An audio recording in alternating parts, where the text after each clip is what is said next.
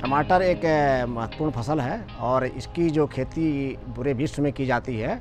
ये टमाटर जो हमारे देश में भी एक महत्वपूर्ण फसल रखता है और इसका उत्पादन बहुत व्यापक तरीके से पूरे भारतवर्ष में किया जाता है। और विश्व में अगर हम देखें तो हम टमाटर के उत्पादन में दूसरा स्थान रखते हैं और पूरे विश्व के सारे टमाटर के उत्पादन का लगभग 11% टमाटर का उत्पादन हमारा देश करता है। तो इस लिहाज से हमारे किसानों के लिए और हमारे उपभोक्ताओं के लिए, दोनों के लिए टमाटर बहुत महत्वपूर्ण फसल है। जहां किसान इसको उगा करके वर्ष भर की खेती करते हैं विभिन्न भागों में।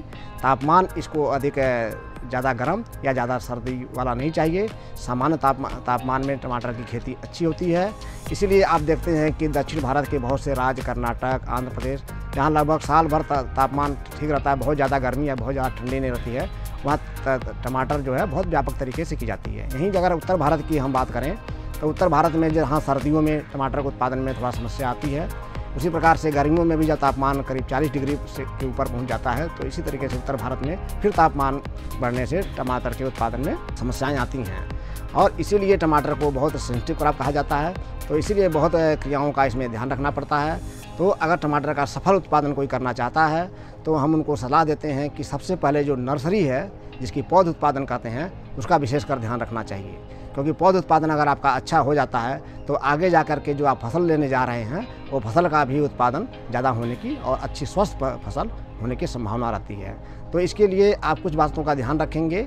अगर टमाटर की नर्सरी किसान उगाना चाहते हैं तो ऐसे स्थान का चुनाव करें जहाँ पर सूर्य का प्रकाश व्याप्त हो, पर्याप्त मात्रा में आता हो और उसी प्रकार से वहाँ पर पानी ज़्यादा नहीं लगता हो, थोड़ा ऊंचा स्थान होना चाहिए। और जल का मतलब सिंचाई का उसमें स्रोत पास में होना चाहिए जिससे हम सिंचाई कर सकें। और इसमें हम जो रासायनिक तत्व हैं, गोबर की खाद है इत्यादि, उसका भी विशेषकर से प्रबंधन कर लें। तो नर्सरी का बेड है, उस पर अब बेड को तैयार कर लेंगे। बेड को करीब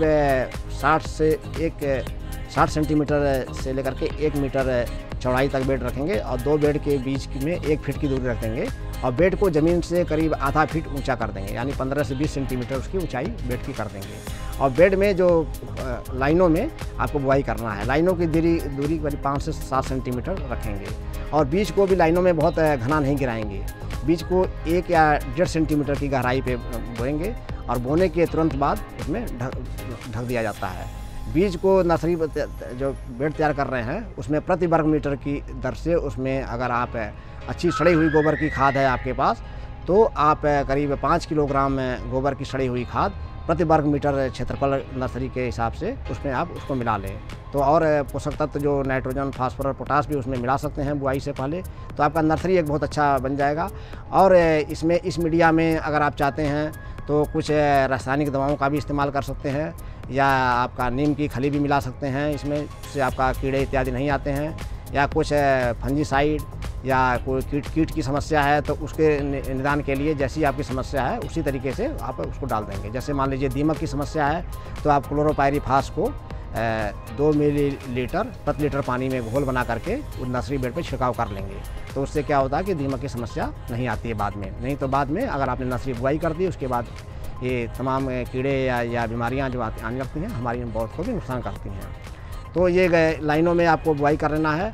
और क्या होता है, लाइनों में जमाव अच्छा होता है और लाइनों में निराई गुड़ाई भी अच्छी की जाती है कि दोनों बेड के बीच में जो आपके 60 से 1 मीटर की सेंटीमीटर से 1 मीटर की बेड है उसके बीच में जो जगह है उसमें बैठ करके आप आराम से दोनों तरफ से बिना नर्सरी के बेड के ऊपर चढ़े हुए दोनों तरफ से गुड़ाई और निराई और जो भी शस्त्रक्रियाएँ करना चाहते हैं आप कर सकते हैं।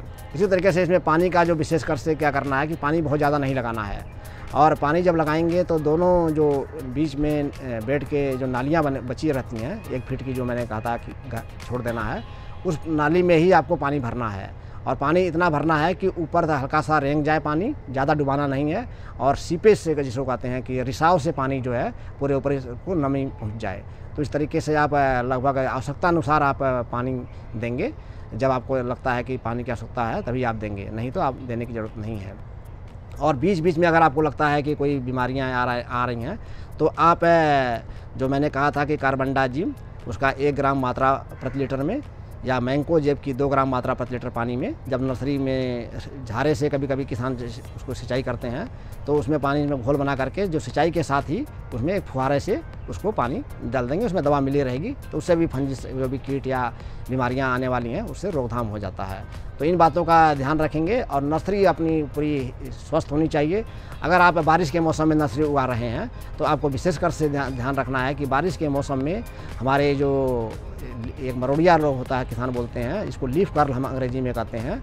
तो लीफ कर्ल जो पत्तियां सिकुड़ जाती हैं, मुड़ जाती हैं, ये बड़ी समस्या रहती है। तो इसके लिए मैंने कहा था या तो प्रोटेक्टेड के स्ट्रक्चर जो संरचना है पॉलीथीन की होती है या नाइलॉन नेट की होती है, इसके अंदर आप नर्सरी को उगाएंगे तो उसके अंदर कीड़े नहीं जा पाते हैं। ये कीड़ों से बीमारी फैलती है, वायरस जो एक बीमारी है कीड़े फैलाते हैं। यदि आप खुले क्षेत्र में नर्सरी तैयार कर रखे हैं तो उस क्षेत्र को आप एक नाइलॉन नेट जो 40 मेश साइज का होता है, आपको ध्यान रखना होगा 40 मेश साइज होता है इसका, उस नर्सरी से आपको बुआई से ठीक पहले उसको ढक लेंगे और उसके अंदर बुआई करेंगे तो आपका जो बाहर से कीड़े उसके अंदर नहीं आ जाएंगे और बहुत सावधानी से उसको खोलेंगे। अगर 2 दरवाजे वाला बना लेंगे तो और अच्छा रहता है, 2 दरवाजे होने से कीड़े के और जाने की संभावना घट जाती है। तो जो भी आदमी उसमें काम कर रहा हो बड़ी सावधानी के साथ जाए, किसी और अन्य फसल में ना जाए, उस पहले इसी में जाके काम करके फिर दूसरी फसल में जाए, जिससे कि बार बार जो स्ट्रक्चर को खोलना ना पड़े उसको। तो इसके संरचना के अंदर आप लगाएंगे तो आपकी जो पौध है एकदम बीमारियों से मुक्त होगी, स्वस्थ होगी, हेल्दी होगी और आपको जो जब आप रोपाई करेंगे तो अच्छी गुणवत्ता के पौधे प्राप्त होंगे।